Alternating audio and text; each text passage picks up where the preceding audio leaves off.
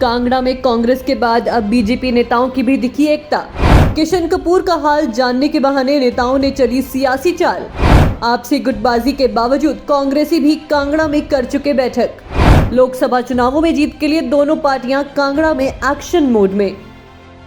सूबे के सबसे बड़े जिला कांगड़ा में इन दिनों काफी हलचल देखने को मिल रही है। दोनों पार्टियां कांगड़ा जिले में पूरे एक्शन मोड में नजर आ रही हैं।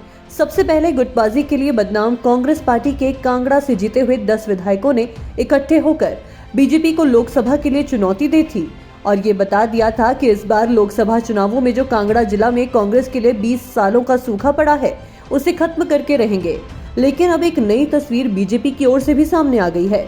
कांगड़ा संसदीय क्षेत्र के 9 भाजपा नेताओं ने, जिनमें कुछ पूर्व विधायक, कुछ पूर्व मंत्री तो कुछ सांसद ने सोमवार को सांसद किशन कपूर के निवास पर पहुंचकर उनका कुशल क्षेम जानने के बहाने लोकसभा चुनावों के लिए कांगड़ा जिला में हुंकार भर दी है।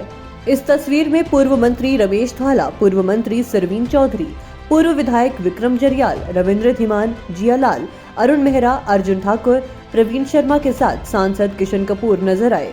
दरअसल चंबा कांगड़ा के सांसद किशन कपूर काफी समय से बीमार चल रहे हैं। दिल्ली स्थित एम्स में उनके गहन उपचार के उपरांत उनकी मेजर सर्जरी हुई है। ऐसे में बीजेपी नेताओं ने उनका कुशल क्षेम पूछने के बहाने बड़ी सियासी चाल चल दी है। एक साथ संसदीय क्षेत्र के 8 नेताओं के कपूर के निवास पर पहुंचकर फोटो खिंचवाने के सियासी गलियारों में कई मायने निकाले जा रहे हैं। हालांकि सांसद किशन कपूर पिछले कई दिनों से अस्वस्थ चल रहे थे, लेकिन सोमवार को अचानक हुई इस कुशल क्षेम बैठक को हल्के में नहीं लिया जा सकता। सियासी जानकारों की माने तो इनमें से अधिकतर कभी शांता खेमे में गिने जाते थे। अब इस तरह से कांगड़ा जिला में शुरू हुई नेताओं की बैठकें चर्चाओं का विषय बनी हुई है। विधानसभा चुनावों में भी कांग्रेस नेता गुटबाजी खत्म करते हुए एक साथ दिखे थे, तो वहीं अब लोकसभा चुनावों से पहले भी ऐसा लग रहा है कि कांग्रेस में कोई गुटबाजी नहीं है। लेकिन ये बातें भी छिपी नहीं कि कांगड़ा में कांग्रेस के कितने धड़े हैं। बहरहाल ये तस्वीरें दोनों ही पार्टियों के लिए सुखद संदेश दे रही हैं। सियासी गलियारों में ये भी चर्चा है कि सुधीर शर्मा को इसीलिए मंत्री पद नहीं दिया जा रहा क्योंकि उन्हें इस बार लोकसभा चुनावों में चंबा कांगड़ा संसदीय सीट से उतारा जा सकता है। वहीं दूसरी तरफ बीजेपी में भी पिछले सरकार व संगठन में हाशिए पर रहे नेताओं की एक साथ तस्वीर सामने आना छोटी बात नहीं मानी जा सकती।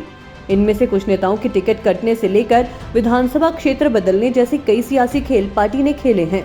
ऐसे में अब लोकसभा चुनावों से ठीक पहले इन नेताओं का एकता का संदेश आने वाले समय में कुछ न कुछ सियासी गुल खिला सकता है।